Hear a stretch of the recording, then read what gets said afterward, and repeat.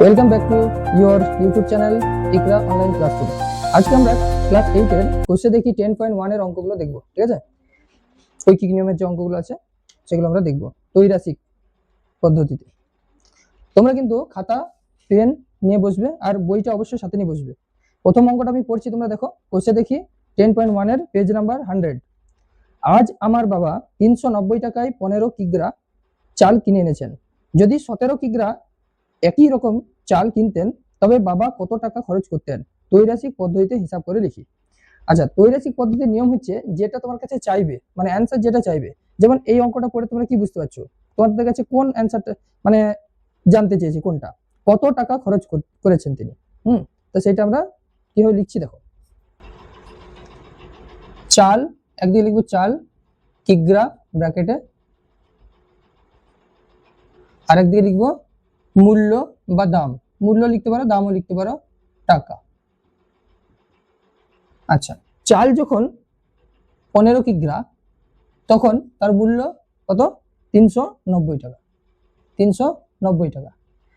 আচ্ছা, চাল যখন 17 কিগ্রা তখন এটার মূল্য কত? এটাই তোমাদের অঙ্কতে কিন্তু জানতে চেয়েছি। এটা কিভাবে করবে দেখো। চালের পরিমাণ অনুসারে চালের পরিমাণ বাড়লে চালের দামও তো বাড়বে। চালের পরিমাণ বাড়লে চালের দামও যদি বাড়ে, আমরা বলেছিলাম বাড়লে যদি বাড়ে আর কমলে যদি কমে, তাহলে সেটা কিন্তু সরল সম্পর্ক। তাহলে এখানে চালের সঙ্গে মূল্য, চালের মূল্যের কি সম্পর্কটা সরল সম্পর্ক। এখানে লিখবো অতএব সম্পর্কটি চালের পরিমাণ বাড়লে চালের দামও বাড়বে বা চালের মূল্য বাড়বে সম্পর্ক। তাহলে সরল সম্পর্ক যদি হয়, তাহলে যেমন ভাবে লেখা আছে উপরে যেটি আছে 15:70 সমানুপাত 390 জিজ্ঞাসা চিহ্ন। এখানে নিচে লিখবে অতএব নির্ণয় চালের মূল্য, চালের মূল্য কত হবে? যে দুটোর মাঝে সমানুপাত থাকে সেই দুটো আমরা উপরে গুণ অবস্থায় লিখব। যেমন এখানে 17 এবং 390 গুণ মানে সমানুপাত আছে মাঝে, তাহলে এই দুটো আমরা গুণ অবস্থায় লিখব। 17 × 390 আর নিচে হবে 15। তো কাটাকাটি করব। দেখো 15 দিয়ে 390 একবারে কাটা যাবে। 15 গুণে 30, 9 0 6 15 90, মানে 26 × 27। এটা আমরা গুণ করে কত হচ্ছে দেখো 26 আর 17, 642 2 হাতে 4, 7 গুণে 14 আর 4 18 আর 26 6 2 2 8 আর 6 অ্যাড করলে 14 আর দেখে 1 2 আর 3 4 442। কত হলো आंसर? 442 টাকা। 442 টাকা। তাহলে চালের মূল্য কত পেলাম? 442 টাকা। তাহলে এখন লিখতে হবে অতএব এরকম চাল কিনতে, এরকম 17 কিগ্রা এরকম চাল কিনতে বাবা 442 টাকা খরচ করতেন। অতএব 17 কিগ্রা এইরকম চাল কিনতে বাবা 442 টাকা খরচ করতেন।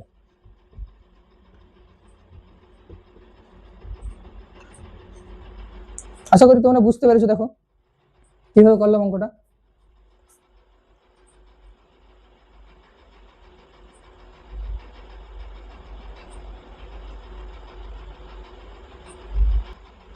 আচ্ছা, তারপরেরটা দেখো 2 নম্বর অঙ্ক। ভেঙ্কট মামা 20 মিটার ছিট কাপড়ে একই মাপের 4টি জামা তৈরি করবেন। একই রকম 12টি জামা তৈরি করতে হলে ভেঙ্কট মামাকে কত মিটার ছিট কাপড় কিনে দিতে হবে? ত্রৈরাশিক পদ্ধতিতে হিসাব করে লিখি। আচ্ছা, 20 মিটার ছিট কাপড় কিনে কখন দিতে হচ্ছে? যখন 4টি জামা তৈরি করছেন। তাহলে 4টি জামার জন্য 20 মিটার ছিট কাপড় কিনছেন, তাহলে 12টি জামার জন্য ছিট কাপড় বেশি কিনতে হবে। তাহলে সেটাই জিজ্ঞেস করেছে যে কত মিটার ছিট কাপড় কিনতে হবে। তাহলে যেটা আমাদেরকে বার করতে দিয়েছে কাপড়ের পরিমাণটা, ওইটা থাকবে কি ডান দিকে। তাহলে লিখবো কি আমরা, জামার সংখ্যা, জামার সংখ্যা, আরেকদিকে লিখবো কাপড়, ছিট কাপড়, ছিট কাপড়। আচ্ছা, জামার সংখ্যা যখন 4টি তখন ছিট কাপড় কত লেগেছে, 20 মিটার। কত, 20 মিটার। আচ্ছা, জামার সংখ্যা যখন 12টি তখন নিশ্চয়ই ছিট কাপড় বেশি লাগবে। তাহলে এটা আমরা বুঝতে পারছি যে এটা সরল সম্পর্ক। তাহলে এখানে নিচে লিখবো জামার সংখ্যার সঙ্গে ছিট কাপড়ের পরিমাণ বাড়বে, জামার সংখ্যা বাড়লে ছিট কাপড়ের পরিমাণ বাড়বে।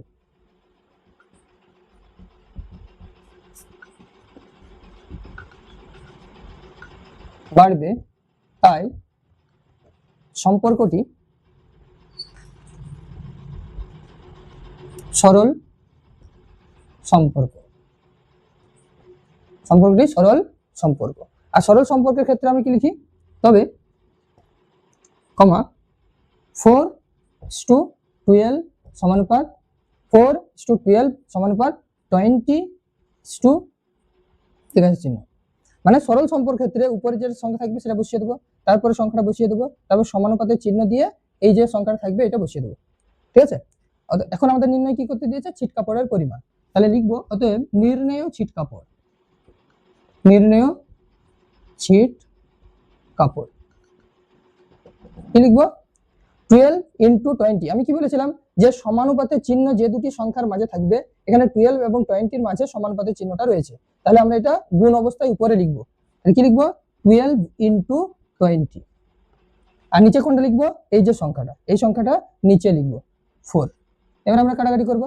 দেখো সহজেই এটাকেও কাটতে পারো, এটাকে 3 4 12 কাটতে পারো, 4 5 20 কাটতে পারো। আমি 4 5 20 কাটলাম, তাহলে 5 12 60, তাহলে 60 মিটার। তাহলে কাপড় কত কিনতে হচ্ছে, ছিট কাপড় 60 মিটার। নিচের লেখাটা কি লিখবে, লেখাটাও কিন্তু তোমাদের বই থেকে লেখা শিখতে হবে। এখানে লেখা আছে এরকম 12টি জামা তৈরি করতে হলে ভেঙ্কট মামাকে কত মিটার ছিট কাপড় কিনে দিতে হবে।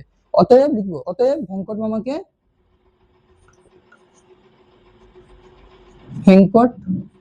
মামাকে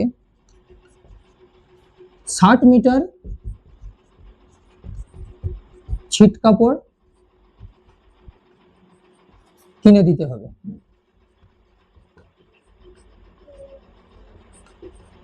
দেখো তোমার বুঝতে পেরেছো, দেখো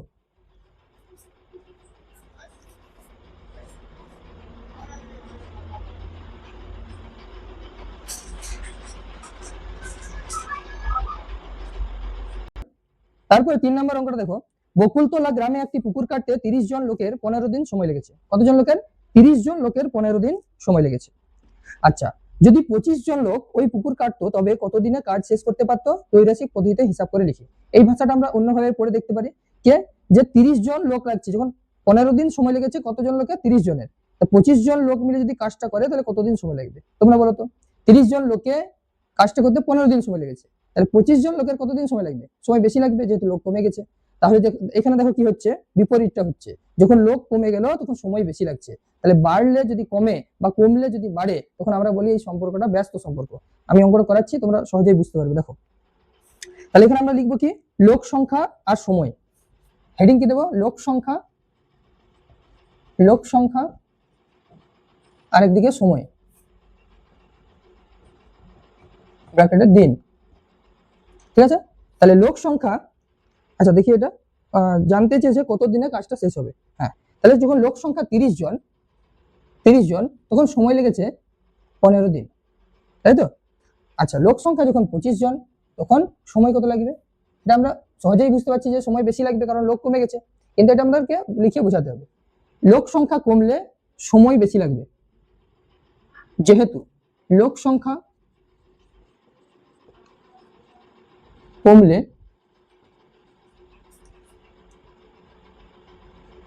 কাজটি করতে সময় বেশি লাগবে, তবে তাই সম্পর্কটি সরল ব্যস্ত সম্পর্ক, তাই সম্পর্কটি ব্যস্ত সম্পর্ক। সম্পর্কটি কি? ব্যস্ত সম্পর্ক। আচ্ছা, আমরা এতক্ষণ সরল সম্পর্ক দেখে এলাম। সরল সম্পর্কের ক্ষেত্রে নিয়ম আলাদা, ব্যস্ত সম্পর্কের ক্ষেত্রে নিয়ম আলাদা। তবে এখানে লিখবো, তবে কি লিখবো? আমরা দেখো সরল সম্পর্কের ক্ষেত্রে উপরেরটা যা ছিল নিচেরটা ছিল বসিয়ে দিচ্ছিলাম, কিন্তু ব্যস্ত সম্পর্কের ক্ষেত্রে কি লিখবো লেখাটা একটু ভালো করে খেয়াল করবে। এটা যা আছে লিখবো 30:25 সমানুপাত, এইখানে জিজ্ঞাসা চিহ্ন হবে 15, মানে এই জায়গাটা আগে লিখছিলাম এদিকের যে সংখ্যাটা ছিল, কিন্তু সেটা এখন আর এখানে লিখছি না, ইস্টু দিয়ে পরে লিখছি। এটা খুব খেয়াল করে লিখবে, ঠিক আছে? 30:25 লিখে দেবো, তারপরে সমানুপাত দেবো, আর জিজ্ঞাসা চিহ্নটা তারপরে বসাবো, তারপরে ইস্টু দিয়ে তোমার এখানে যে সংখ্যা থাকবে সেটা বসিয়ে দেবো, ঠিক আছে? এখন আমাদের কিছু অতএব নির্ণয় সময় এটা লিখি, বা আমরা এটাকে কিভাবে লিখতে পারি, কোনো দুটি সংখ্যার মাঝে যদি ইস্টু দেওয়া থাকে তাহলে সেটা আমরা বাই করেও লিখতে পারি, 30:25। আর সমানুপাত মানে সমান জিজ্ঞাসা চিহ্ন উপরে আর নিচে কি 15, মানে এটা বাই করে লিখলাম, ইস্টু আছে মাঝে তাই বাই করে লিখলাম। অতএব নির্ণয় সময় লিখবো, অতএব নির্ণয় সময় সমান। আচ্ছা, এবার কোনাকুনি গুণ হবে, ঠিক আছে? কোনাকুনি গুণ হলে কি হবে? 30 ইন্টু 15, এইদিকে কোনাকুনি গুণ আর এদিকে কোনাকুনি গুণ, 30 ইন্টু 15। আচ্ছা, এবার 25 ইন্টু জিজ্ঞাসা চিহ্নটা হবে, জিজ্ঞাসা চিহ্নটা আমরা লিখে নিয়েছি অলরেডি, তাহলে 25টা এখানে ভাগ হয়ে চলে যাবে নিচে 25। এটা কাটাকাটি করতে হবে, ঠিক আছে? 5 দিয়ে সহজেই কাটাকাটি যাবে, 5 5 25, এটা 5 6 30, 3 5 15, তাহলে এটা গুণ করলে কত হবে? 3 6 18, কত হবে? 3 6 18 দিন। তাহলে অ্যান্সার কি লিখবো? অ্যান্সার লিখবো, যদি 25 জন লোক ওই পুকুর কাটতো তবে 18 দিনে কাজ শেষ করতে পারত। নিচে লিখবো, যদি 25 জন লোক, বা ডাইরেক্ট লিখে দিলে হবে, অতএব কাজটি 18 দিনে শেষ করতে পারত, এটা লিখলেও হবে, কিন্তু আমরা পুরোটা লিখবো। যদি 25 জন লোক ওই পুকুর কাটতো, যদি 25 জন লোক ওই পুকুর কাটতো তবে 18 দিনে শেষ করতে পারত, 18 দিনে কাজ শেষ করতে পারত।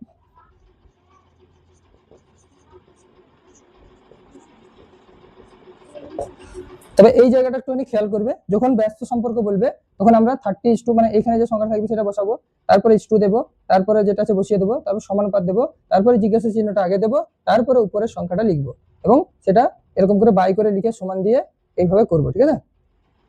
কিছু বুঝতে অসুবিধা হলে তোমরা কমেন্টের মাধ্যমে বলো, আমি সেটা ক্লিয়ার করবো।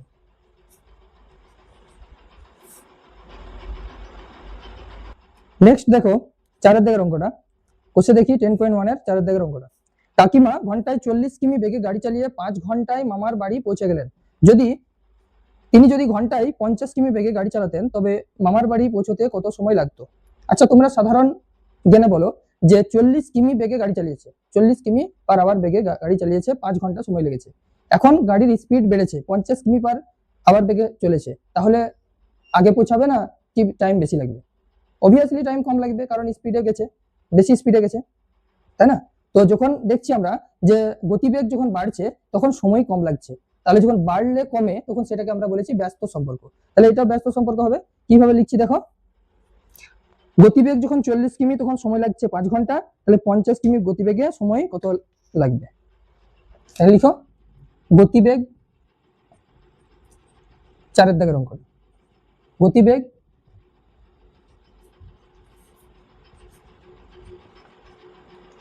আর সময় ঘন্টা, ঠিক আছে?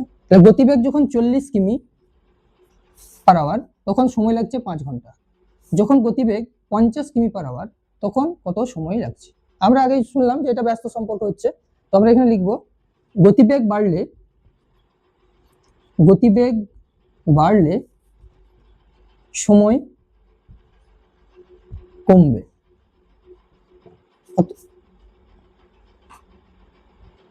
তবে অতএব লিখতে পারো, অতএব সম্পর্কটি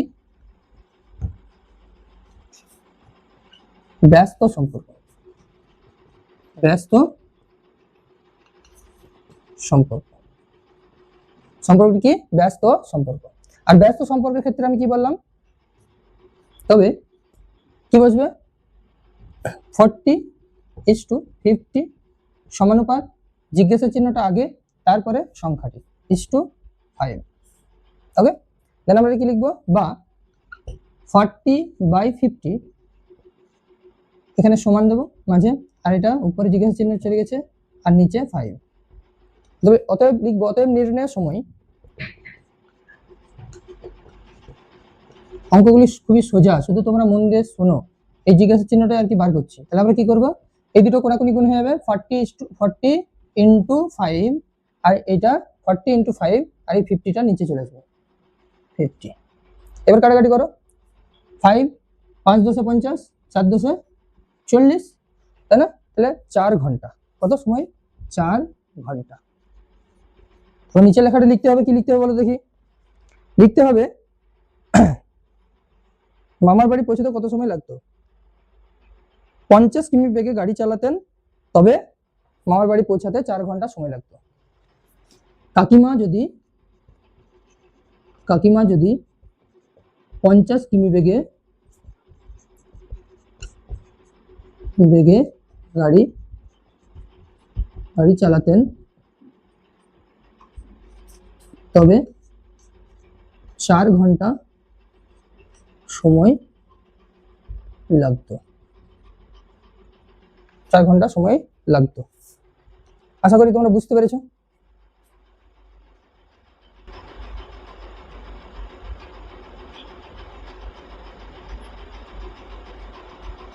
নেক্সট দেখো, 5 দাগের অঙ্কটা দেখো। নেক্সট, মঙ্গলপুর গ্রামের একটি আশ্রয় শিবিরে 4000 জন লোকের 9 দিনের খাবার মজুদ ছিল। এটা খুবই ভেরি ইম্পর্টেন্ট একটা কোশ্চেন, কারণ এটা আমাদের চাকরির পরীক্ষাতে পড়তে দেখা যায়, এটা খুব ভালোভাবে বুঝবে। তো মঙ্গলপুর গ্রামের একটি আশ্রয় শিবিরে 4000 জন লোকের 9 দিনের খাবার মজুদ ছিল। 3 দিন পরে 1000 জন লোক অন্য জায়গায় চলে গেলেন। তাহলে 3 দিন পরে গেলেন, তাহলে 4000 জন লোকের এখন 9 দিনের খাবার মজুদ ছিল, 3 দিন পরে কি হবে, 4000 জন লোকের 6 দিনের খাবার মজুদ থাকবে। কিন্তু বলছে না, লোক কমে গেল, 1000 জন লোক অন্যত্র চলে গেল। যারা রয়ে গেলেন, অবশিষ্ট খাবারে তাদের আর কতদিন চলবে, মানে অবশিষ্ট লোকের অবশিষ্ট খাবারে যারা রয়ে গেলেন, তাহলে কারা রয়ে গেলেন, 4000 জন লোক ছিলেন, 1000 জন চলে গেলেন, তাহলে রয়ে গেলেন 3000 জন। তাহলে দেখা গেল 4000 জন লোকের এখনো 6 দিনের খাবার মজুদ ছিল, তাহলে 3000 জন লোকের ওই খাবারে কতদিন চলবে, এইটাই হবে অঙ্ক। তোমরা দেখো এবার বুঝতে পারবে আশা করি। তাহলে উপরে লিখবো,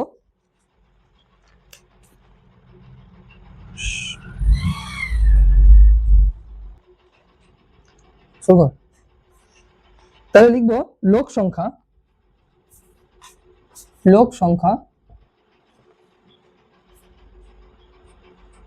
জন, আরেকদিকে লিখবো সময় ব্র্যাকেটের দিন।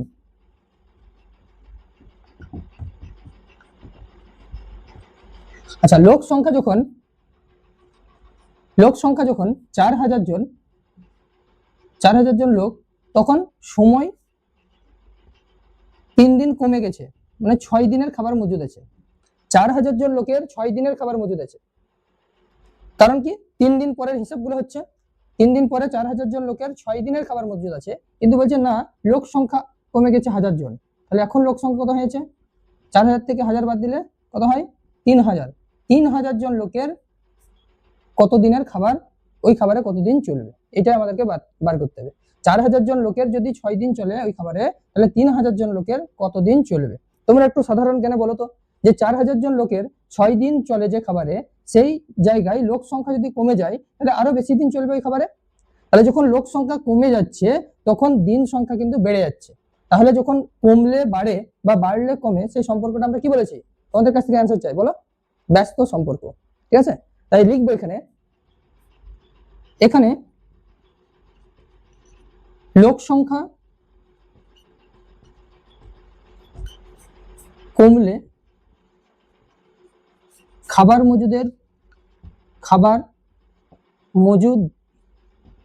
মজুদের দিন সংখ্যা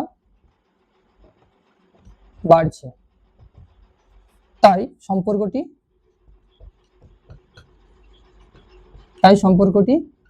ব্যস্ত সম্পর্ক। আর একই নিয়ম কি বলেছি, যে তবে কি লিখবো, 4000 টু 3000 সমানুপাত, প্রথমে জিজ্ঞাসা চিহ্নটা লিখবো কারণ এটা ব্যস্ত সম্পর্ক, তারপরে 6, ওকে, বা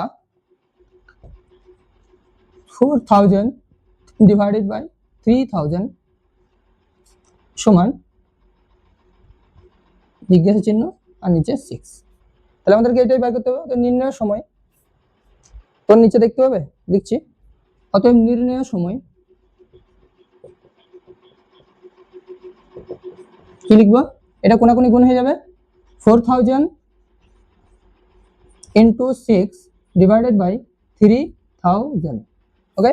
এটা 3000টা নিচে চলে গেল, দেখো উপরে আর নিচে 3টে শূন্য কেটে দিলাম, এখানে 3 পড়ে রয়েছে, 3 কাটলাম, 6 কাটলাম, 3 দুগুণে 6, 4 দুগুণে 8।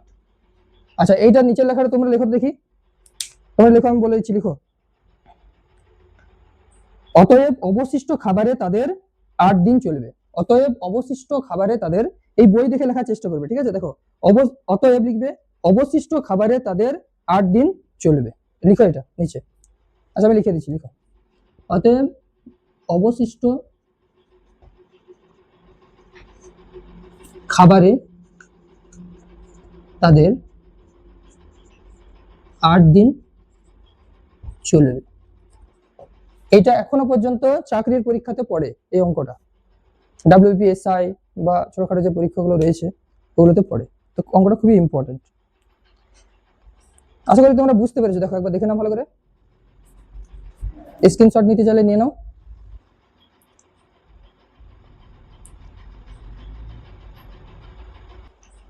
ঠিক আছে, তোমাদের এই 5টি অঙ্ক করে দেওয়া হলো আজকে। যদি আচ্ছা 6, 7 আর 8 তোমাদের হোমওয়ার্ক দেওয়া হলো, তোমরা এটা বাড়িতে করার চেষ্টা করো। যদি বুঝতে না পারো আমি পরের দিন আবার ভিডিও আনছি, এটা আমি করে দেবো। ঠিক আছে, থ্যাঙ্কস ফর ওয়াচিং।